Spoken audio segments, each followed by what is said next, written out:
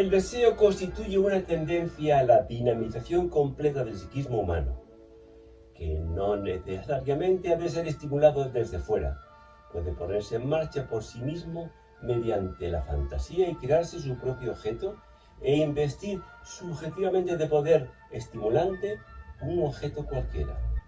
Así, un deseo inicialmente inespecífico va activándose por sustituciones incentivas de un hipotético objeto todavía no completado y sigue cerniéndose cada vez con mayor especificidad en torno a un tipo de objeto real determinado.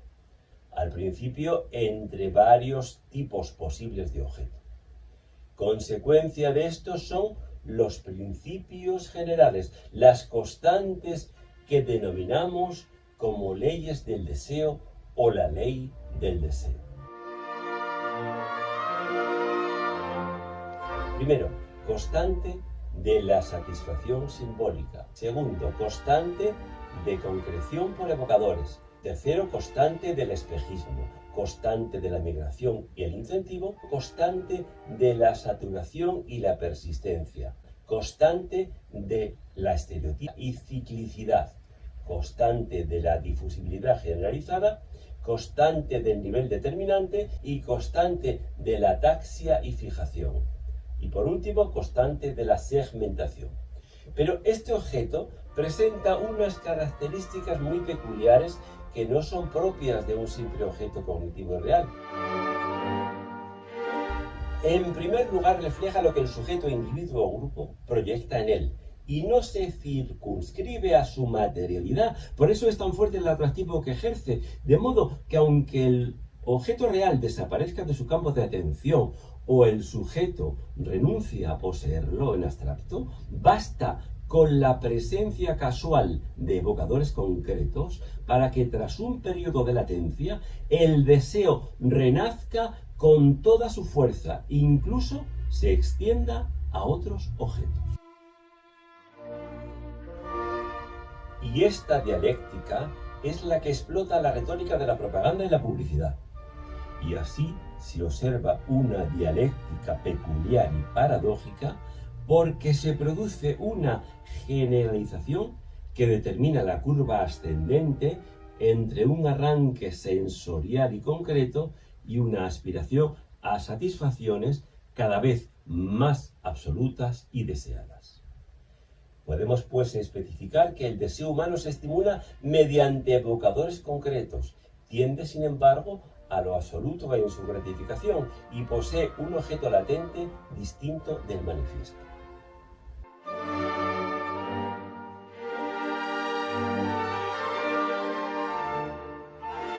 Nunca se da una total coincidencia entre el objeto aparente y el material de deseo y su objeto latente y significacional, y esto es la causa de la ambivalencia y plasticidad emocional de lo real, así como de los cambios repentinos o paulativos de atracción en aversión. Todo deseo posee un punto de saturación en que se transforma o cambia de objeto y de modo, pero hasta llegar a ese punto, sus sucesivas satisfacciones progresivas van aumentando la demanda del mismo objeto y modo. El refuerzo repetitivo, la gratificación por el mismo objeto, y presenta una tolerancia de expectativa más o menos prolongada, pero de modo que si su límite se cumple, si la satisfacción esperada, se produce la vivencia de frustración y en plano fisiológico puede producir incluso síntomas de somatización.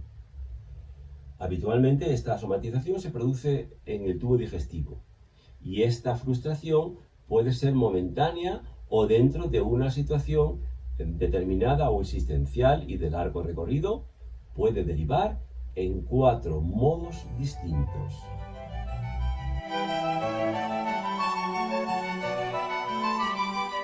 Primero, decrecimiento depresivo del deseo, con anulación de deseo de objeto de inferior nivel, de manera momentánea o prolongada.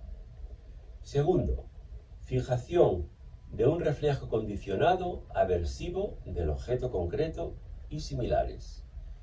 Tercero, pérdida de objeto y duelo depresivo.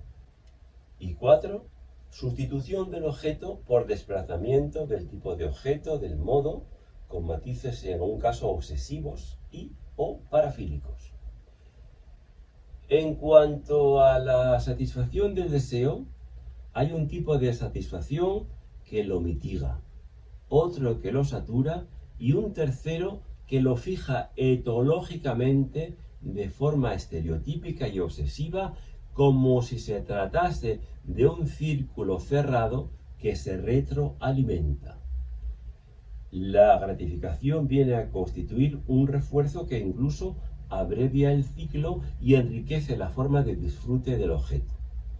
Este curioso fenómeno se produce o bien por el establecimiento de dependencias bioquímicas de la satisfacción del deseo, o bien por asociación en ella de componentes infantiles arcaicos y mágicos que hacen segregarse aquel proceso de una teleología adulta y práctica. Pero siempre que la satisfacción del deseo se distancie del principio de realidad por un logro anómalo de la misma o por una frustración traumática que ocasione un desplazamiento de objeto o de modo.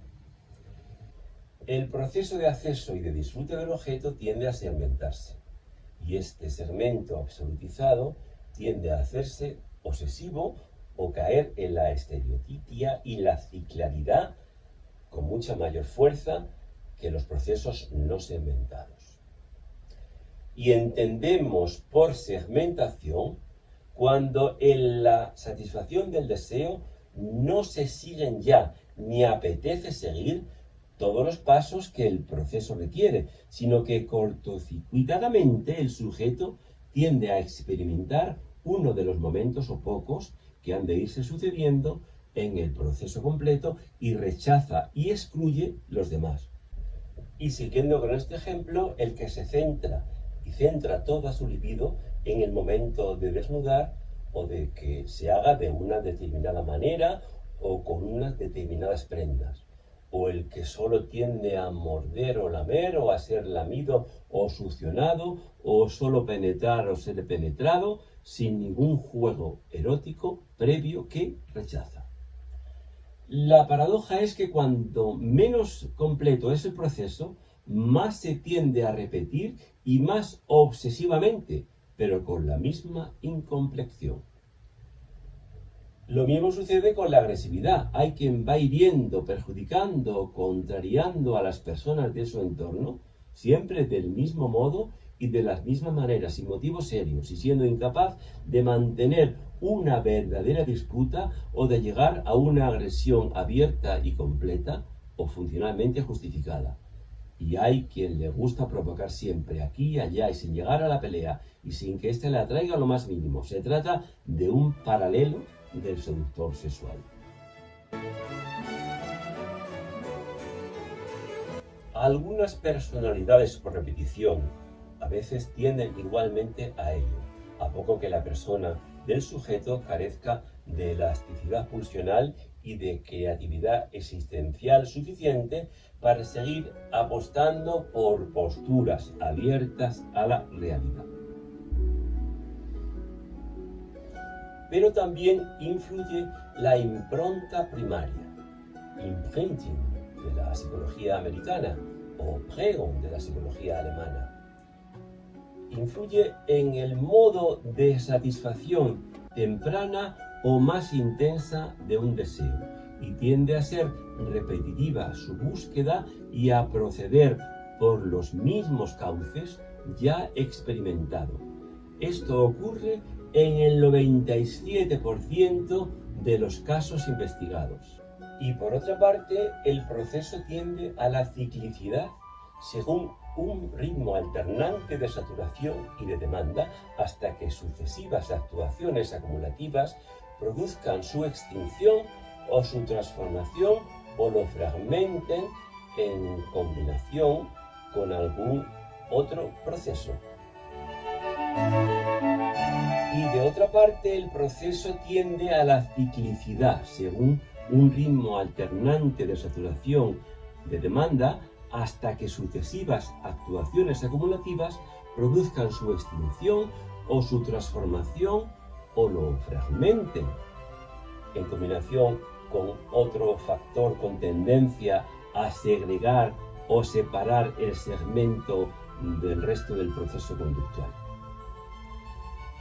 Para que la estereotipia y la ciclicidad no se produzcan o se pudiesen superar fácilmente, el sujeto tendría que vivir tan abierto a la realidad que nunca llegase a encerrarse en sus costumbres.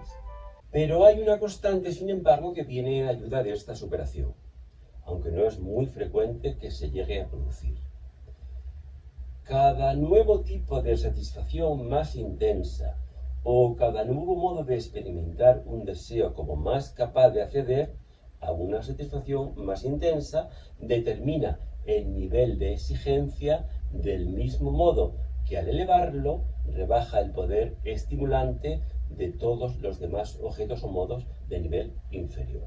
Y puede suceder que si la satisfacción más intensa alcanzada hubiese movilizado componentes infantiles o mágicos en ello, la imposición de este nuevo nivel de exigencia más alto se generalice, rompa la armonía adaptativa de los distintos procesos del deseo y éste llegue a fijarse obsesivamente en la búsqueda de esa máxima gratificación y solo de esa.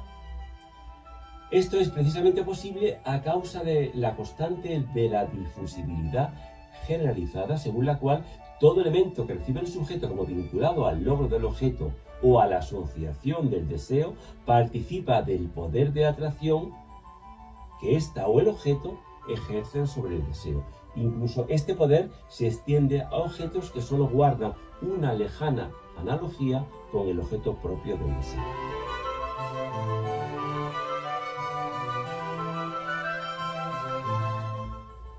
Esto puede dar lugar a que aquellos elementos intermedios, instrumentales o análogos ejerzan a veces una atracción desproporcionada a su función medial.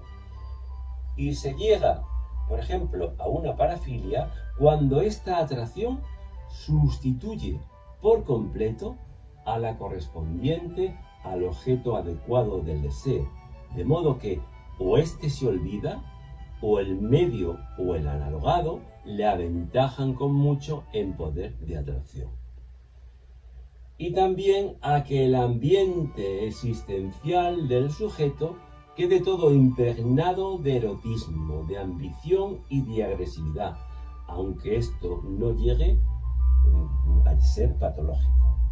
Y que cualquier objeto o parte de objeto se convierta en un evocador para él, desde las predisposiciones generadas por su trayectoria biográfica.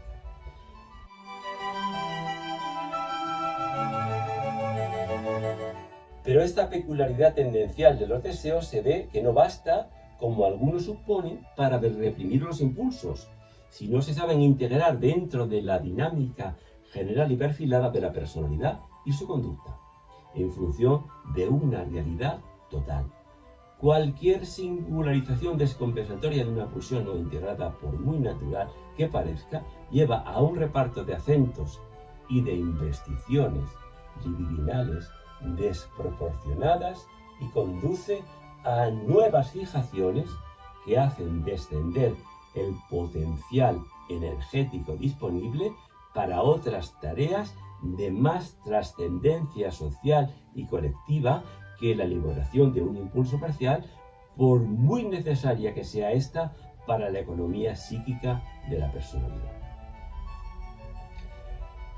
Un deseo generalizado en su tendencia a gratificaciones constantes e inmediatas, es decir, no integrado en un proceso total de realización del objeto, produce un estrechamiento del campo de la conciencia que lleva a desatender las funciones profesionales, sociales, altruistas, incluso en el seno de la vida de pareja, más conformes con el principio de realidad que con el principio del placer, y hace estancarse el sujeto en un estado regresivo e indiferenciado descrito por Jacques Lacan en el Congreso de Bonneval en su publicación Écrit. Aunque la búsqueda de satisfacción del deseo no llegue a la obsesividad, por lo menos resulta atáctica y desestabilizadora.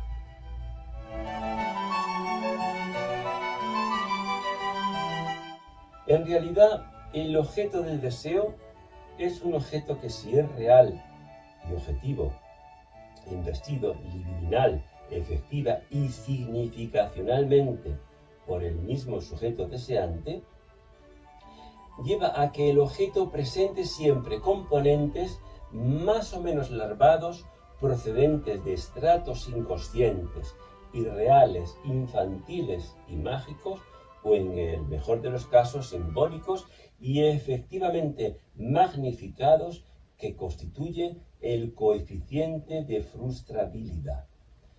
La realidad para el hombre, su realidad más densa y motivadora, nunca está constituida por cosas, objetos físicamente dados que estén ahí, como han dicho algunos filósofos, sino por sistemas de significados dotados del poder de atracción que las proyecciones inconscientes de libido, afectos y símbolos invisten en ellos, tanto desde el sujeto como desde el grupo.